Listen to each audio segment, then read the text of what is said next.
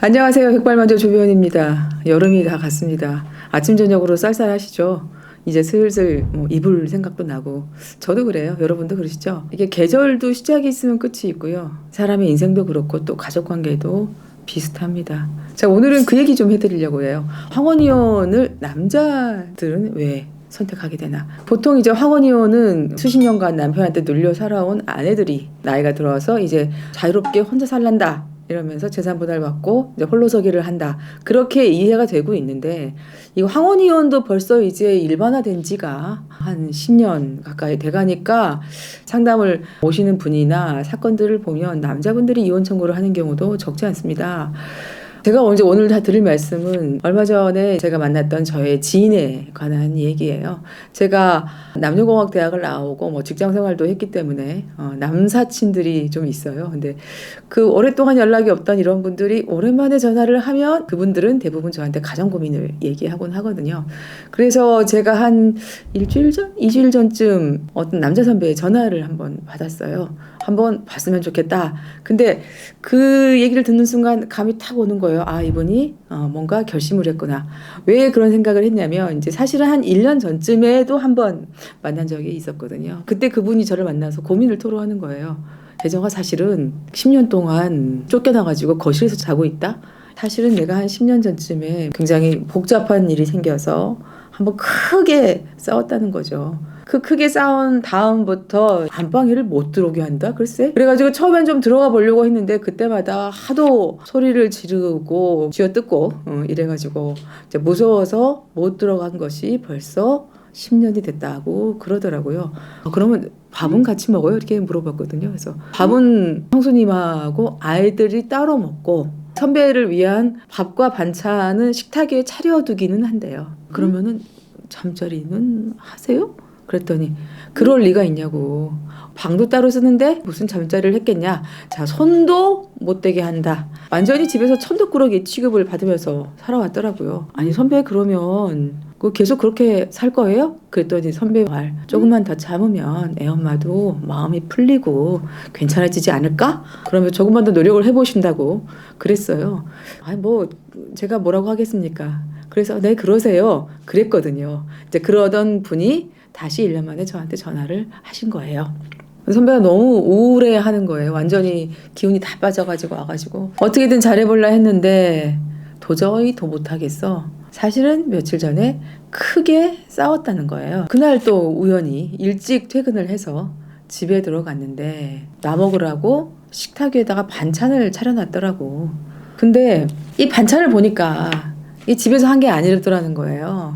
마트나 백화점에서 사다가 그릇에만 담아놓은 반찬이라는 게 너무 눈에 보이더래요. 그래도 그냥 밥을 퍼가지고 반찬을 먹으려는 순간 여기서 막 뭐가 올라오는 거 있지? 열심히 일해가지고 한 달에 생활비를 1,500만 원씩 갖다 주는데 적어도 밥은 해줘야 되는 거 아니야? 시장에서 사온 반찬이나 차려 먹고 있는 내 꼴이 이게 뭔가? 이런 생각이 들더라는 거예요. 그래서 못 참고 한마디 했대요. 내가 생활비 주는 거 다 어디다 쓰는 거야? 하고 막 화를 냈대요. 그랬더니 그 형수님이 미안해라고 하기는커녕 아니 요즘 물가에 돈이 얼마나 많이 들어가는데 겨우 1,500만 원 갖다 주면서 그걸 가지고 반찬 투정을 해? 그러니까 이제 화가 나서 선배가 소리를 지르면서 막 이제 싸우기 시작했는데 그 순간 아들 둘이 나와서 아버지 팔을 콱 양쪽에서 잡더래요. 그러면서 엄마 괴롭히지 말라고. 도대체 아빠가 뭘 해줬다고 엄마를 괴롭히고 그러냐고 이러더라는 거예요. 야, 내가 정말 그때 지나온 인생이 다 후회가 되더라. 사실 그동안 애들이 나를 좋아하지 않는 거는 내가 알고는 있었지. 하지만 자기들도 아빠가 되고 그러면 내 고충을 알아주겠지 하면서 묵묵히 참아왔는데 시간이 가도 얘들은 나를 알아주지 않겠구나.